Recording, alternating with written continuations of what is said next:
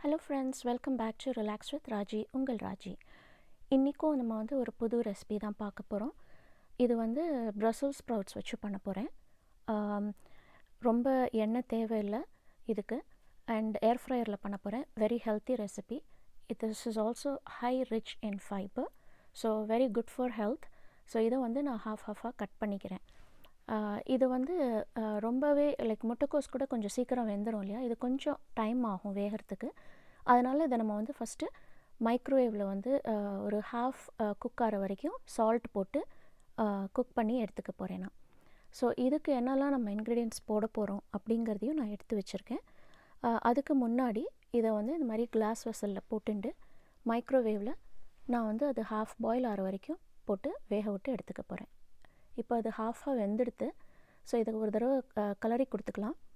அதுக்கப்புறம் நான் போடுற ஐட்டம்ஸ் எல்லாத்தையும் போட்டுற போகிறேன். ஸோ இப்போ வந்து ஃபஸ்ட்டு வந்து மிளகாப்பொடி போட்டுக்கிறேன் நான்.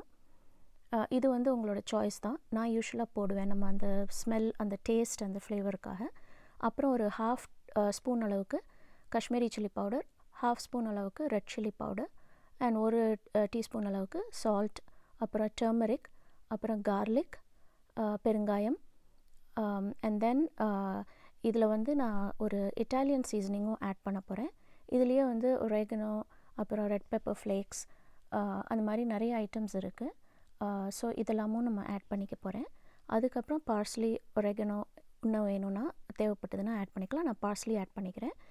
இதோட அந்த ஒரு ஃப்ளேவருக்காக நான் வந்து ஒரு ஸ்பூன் அளவுக்கு கடலை மாவும் ஒரு ஸ்பூன் அளவுக்கு அரிசி மாவும் சேர்த்து இதை நல்லா கலரி கொடுக்க போகிறேன்.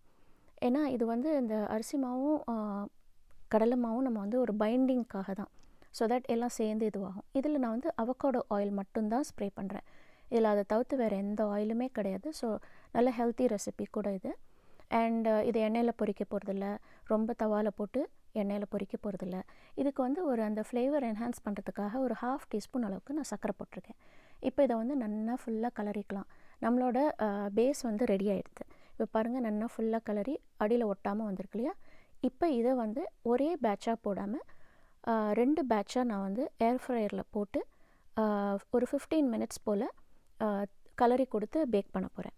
ஸோ இது வந்து ஏர் ஃப்ரையர் இல்லை அப்படின்னாக்க தட்ஸ் கம்ப்ளீட்லி ஃபைன். நீங்கள் வந்து ரெகுலராக தவாவில் போட்டு நீங்கள் பண்ணலாம். அதுக்கு ரொம்ப ஆயில் இல்லாமல் கூட நீங்கள் பண்ணலாம். ஏன்னா அந்த அவக்காடோ ஆயில் ஸ்ப்ரே பண்ணுறோம் இல்லையா, அதுவே போதுமானது. ஸோ இது வந்து 2வது பேட்ச்சு. ஸோ 2வது பேட்ச்சு நான் வந்து ஃபஸ்ட் பேட்ச் எடுத்த அப்புறமா இதை போட்டு அதே மாதிரி நான் ஃப்ரை பண்ணி எடுக்க போகிறேன்.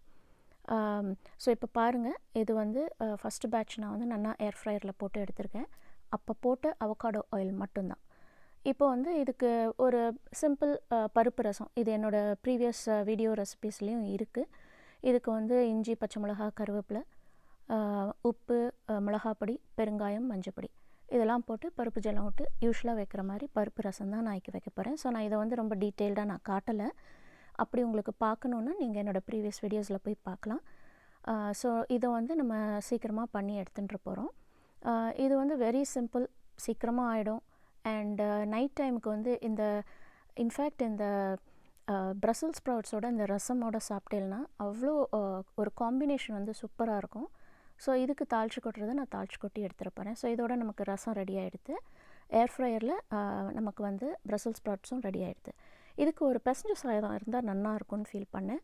ஸோ அதனால் லெமன் ரைஸ் பண்ண போகிறேன். ஸோ ஆஸ் யூஷுவல் கடுகு தாளிச்சுண்டாச்சு, உளுத்தம்பருப்பு போட்டுருக்கேன்.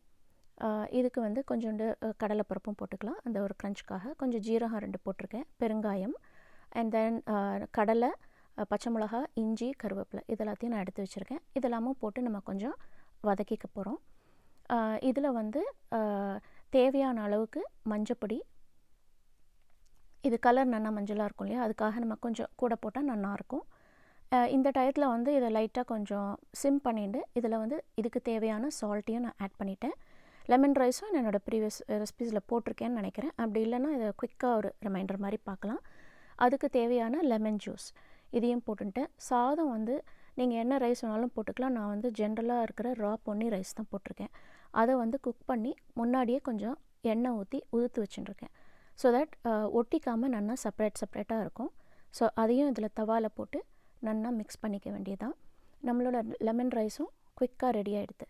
இப்போ பாருங்கள் சும்மா சூப்பராக இருக்கு இல்லையா. இதுக்கு மேலே கார்னிஷ் பண்ணுறதுக்காக நான் வந்து கொரியாண்டர் லீவ்ஸ் இருக்கு இல்லையா, கொத்தமல்லி, அதை நல்லா ஃபைனாக சாப் பண்ணிவிட்டு அதில் ஆட் பண்ணுறேன்.